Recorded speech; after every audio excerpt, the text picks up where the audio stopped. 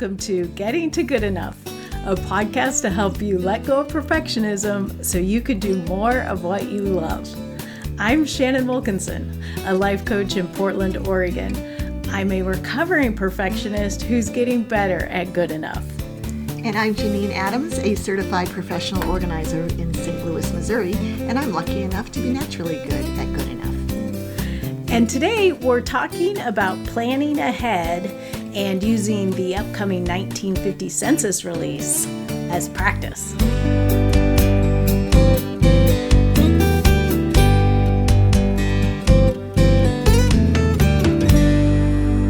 Janine. Hey, Shannon, how you doing? I'm great. How are you? I'm great. I didn't realize we had started recording.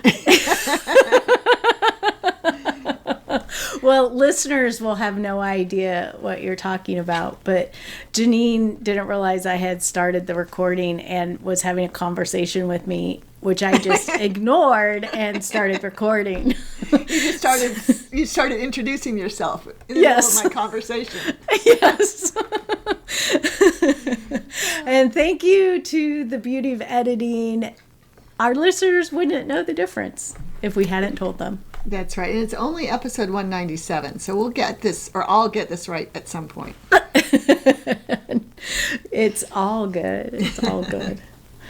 But I was afraid you were going to burst into laughter when I just started talking. Yeah. I know. I held it together. Good job. Thank you. Well, speaking of holding it together, are you holding it together over the release of the 1950 census? So excited that on April 1st, the 1950 U.S. Census results will be released. It's very exciting for genealogists. And I was talking to Barry about it last night, trying to get him excited. I wasn't that successful. But yeah, so every 72 years, every 10 years, they release a census that's from 72 years before. And so that's why this year it's the 1950 census that's being released. Right. Did I hear somewhere that they're actually going to make it longer period of time because people are living longer? Because it wasn't that the original idea between around holding it for 72 years? I don't know if you heard that. I have not heard that. And I also read somewhere that it's actually apocryphal that's why. That's why they wait 72 years, that it doesn't have to do with lack of expectancy. So, oh, really? Yeah. So who knows? Maybe I'll try to research that before we publish this and put it in the show notes. Yeah. Fact check this. Yeah, exactly. I'm like Monica, your Dax. Yeah. So yeah, I don't know, but it'd be. I hope not, because I don't want to wait more than 10 years for the next one. All right. Of course, everything's going to be different, right? So before this is, I think they'll maybe not. There are not going to be many handwritten censuses left. And yeah, I saw a piece in the New York Times that this last census may be the last one where people go door to door. Oh, yeah, and certainly the door-to-door was a lot less. Yeah. And I think they went door-to-door with iPads, not, pads of paper. Right, not paper. Right. So, yeah, it's an interesting thing to think about. But, so every 10 years this happens, and I remember the 1940 release, but this year it's different because technology changes over the last 10 years. And so there are going to be some rudimentary name indexes available from the outset. So you could search on your family's name if you know who was living in 1950, say your parents, and depending on the quality of the handwriting recognition software, you may get a hit, which is kind of exciting. Makes it a little more accessible from the get-go. So Ancestry and Family Search will be indexing like crazy and releasing state by state, apparently, indexes that are more less rushed, more checked, and so forth. But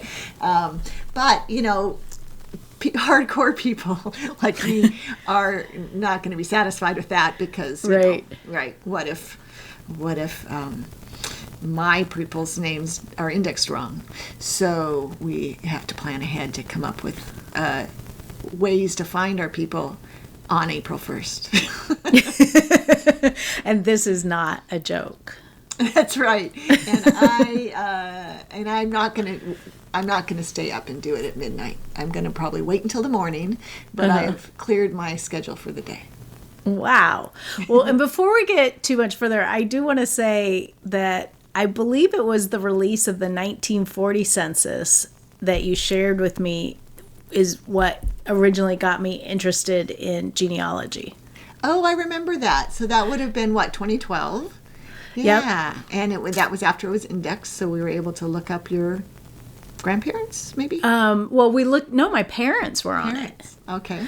And so we looked up my parents, and then you showed me how then we could look up my grandparents on earlier ones and then my great-grandparents. And that's when we confirmed that, in fact, my ancestors came from Luxembourg, which I always thought was made up because who comes from Luxembourg? Yeah, how likely is that? Right. So that's what made it seem so interesting to me, was like, oh, wait, there's something to this. Yeah. So for people who are like, why would I even care?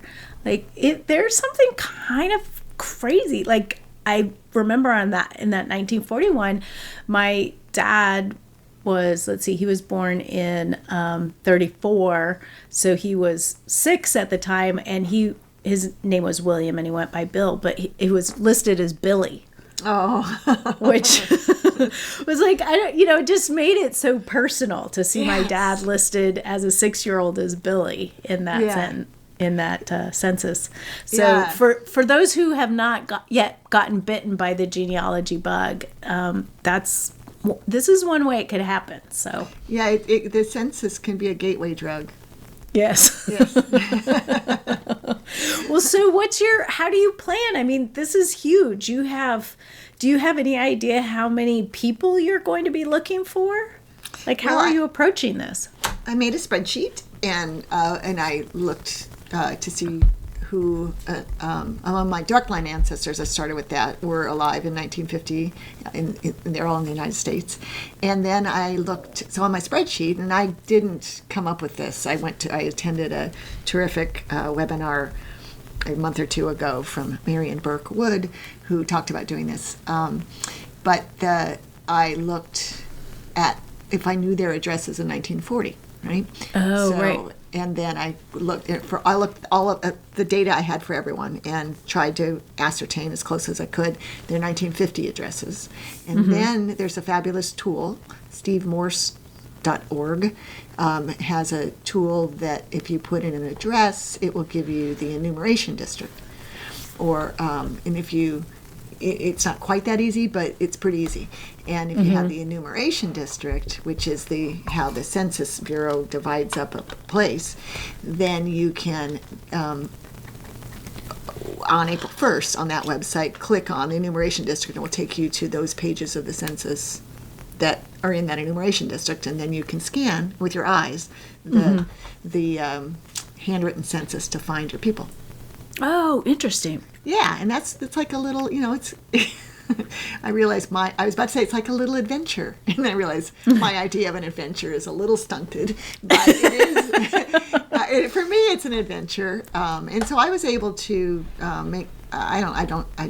Didn't count, but I've got a good number of people to look up. So I'll probably start by looking for their names, and if I don't find them, then I'll go for the enumeration district.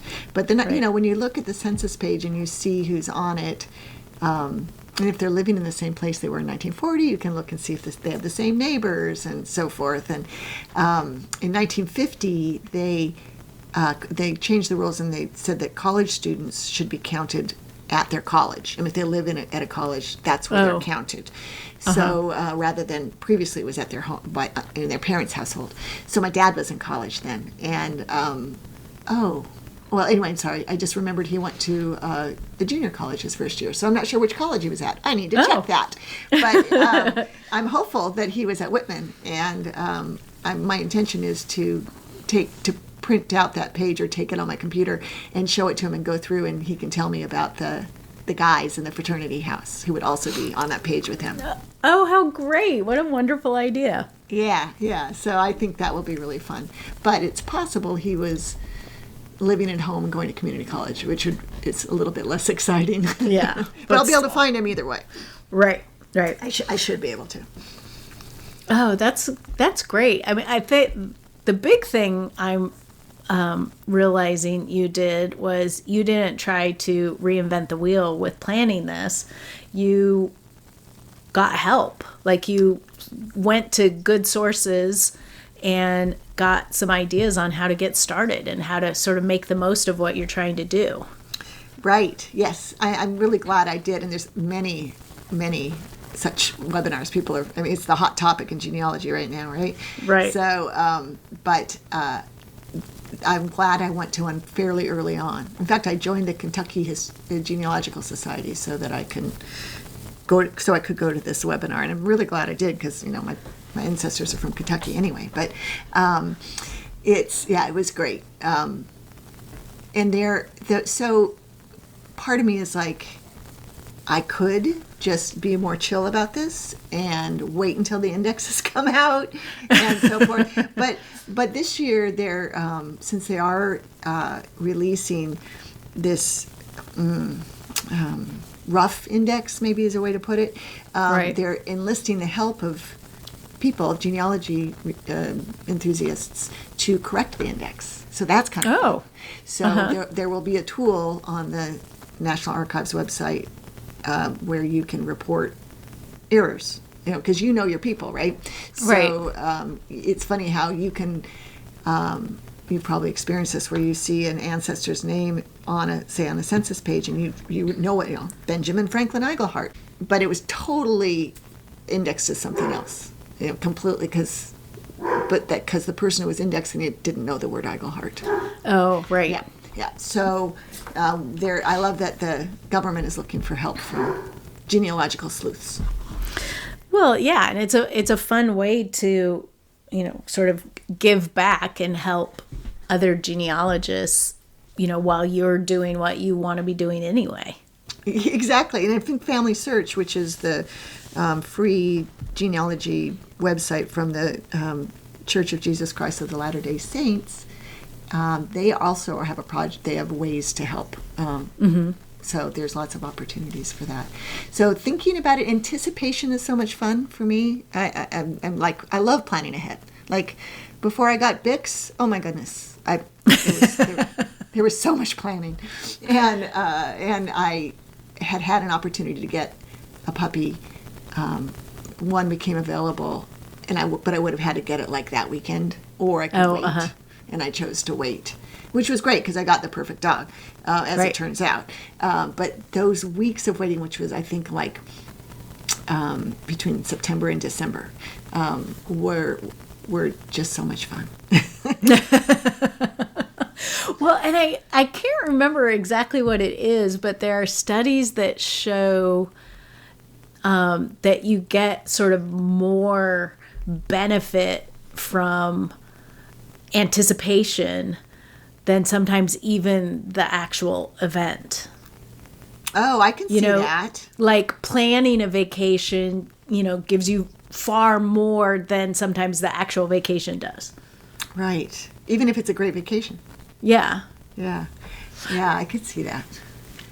So, that's a great reason to plan ahead, to, give yourself that boost of all that enjoyment of looking forward to something. Right. And I think with something like the census release, I'm reminding myself, I mean, I had hoped to do more, right? I'd hoped to spend more time preparing this month than I actually have been able to. And I'm just reminding myself that's okay. That any preparation I do for this is going to, in this particular example, is going to be really helpful. And then anything I don't do, I'm going to be able to do later because it's not going anywhere, and it's only going to get easier to find my people when the indexes are done. But I'm glad I'm doing a little something because I'm really, as I said, excited about the April 1st. That's great. Have you prepared yourself for any particular disappointment or things that might go wrong? Or, have you looked for anything like that or considered anything like that? I don't want to think about it, but a little bit. I think that really there's no losing here, because I will find some people, and it's just so much fun. And right. But the biggest fear is that, like, the system will crash, right? Which could happen. Right. I mean, think of all the podcast listeners who are going to be using our podcast. We're going to crash. That's what I was thinking. Just with our listeners alone, the system could crash. Right. So that would be the biggest fear. But you know what? Life will go on if that happens. Well, yeah, and it just gives you more time to anticipate to when you can access it. It's not like it goes away. Right. Exactly. Which I think is a valuable thing to think about, that, so you've sort of run through some scenarios that you hope won't happen, but you have a backup plan, or you've sort of talked yourself through right what it might be like and how you can accommodate whatever comes up. Maybe I need to have an actual backup plan, like if I can't access the Census because the servers are too busy, I will watch Project Runway All-Stars or something. And by the way, I'm watching like 10-year-old episodes of Project Runway All-Stars. Really, like I got like something I can do that will feel indulgent and I can soothe myself. Right. I somehow was expecting that it would be genealogy related. So I'm particularly delighted that it had absolutely nothing to do with genealogy. Well, because then if I keep doing genealogy, then I'll just be all obsessive about it. That's true. I step away and go to the TV and watch some, lightweight TV, then that could work. Yeah. And I suppose, it's conceivable that I might learn things on the census that are unexpected, which are problematic. I mean, potentially, that like something I thought was true isn't, or whatever. But that's just more fodder for research. So there's no such thing as a problem. Right. Yeah. Right. With genealogy, just more. Just another puzzle, right. Another mystery to delve into. Yeah. Well, that's great, and I love the idea of really using this time, enjoying this time of anticipation. And it's not just about trying to come up with the perfect plan. It's about creating this enjoyment in addition to the enjoyment you'll get when you finally get access to it. Oh yeah, you're right. And there's no way to have a perfect plan here. So I have to let go of that, because otherwise I'd be setting myself up for disappointment. Because there's, right. I'm confident, like that little blip in my head about where is my father, or would he have been in 1950 when I thought I knew. There's going to be lots of things like that, I suspect. Right. But that just adds to the enjoyment of the puzzle, solving the puzzle. Right. Yeah. So it seems like it's about, sort of having a general idea and some specific starting points, and then just seeing where it takes you. Yeah. I mean, I think if I didn't do any planning, or it might feel overwhelming. Like, the census is available. Now what? Yeah. I don't want that. Yeah. Right. So having some starting points. And for me, with these things, I always start with the people closest to me generationally. And so then I'll work my way back. I've got my great-grandparents were alive in 1950, most of them. And I don't think any second great-grandparents were. But then there's all the siblings of my ancestors that I can look up too. That's so funny, because I have great-grandparents that died before the turn of the century. Oh yeah, you've got those huge generations in your family. Yeah. Great-grandparents who died before the turn of the century. Yeah, wow. I don't know exactly when my great-grandfather died, but They both died before 1899. Oh, wow. And mine, Yeah. I have ones that whom I knew. And Oh, wow. and who died in the 1970s. 3 of them.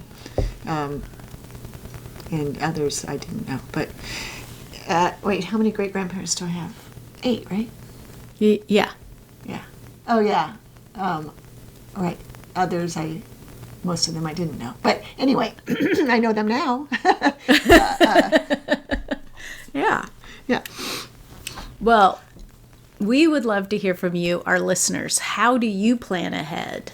And what projects are you planning ahead right now? You can let us know on Facebook and Instagram at Getting to Good Enough, on Twitter at GTG Enough.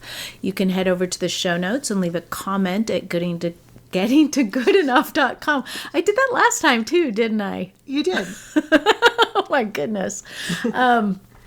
And you can leave us a message at 413-424-GTGE. That's 4843. For now, this is Shannon Wilkinson in Portland, Oregon. And Janine Adams in St. Louis, Missouri. And we hope that good enough is getting easier for you.